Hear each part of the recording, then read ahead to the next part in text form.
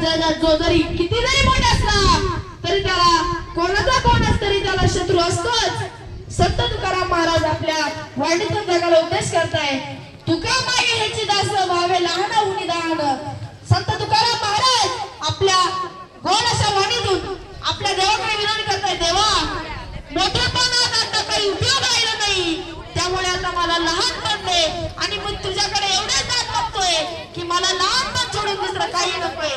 आपली महाराष्ट्राची पुण्यभूमी अशी आहे, पुण्यभूमी स्वर्गाच्या अमर लोक सुद्धा देवाकडे विनंती करताय, देवा आमचा जन्म या मृत्यूला कधवा, आमचा जन्म या मृत्यूला कधवा। महाराज त्याच्या प्रमाण सुद्धा आहे, स्वर्गीचे अमर इच्छिता ती देवा मृत्यू लोकी बाबा जन्म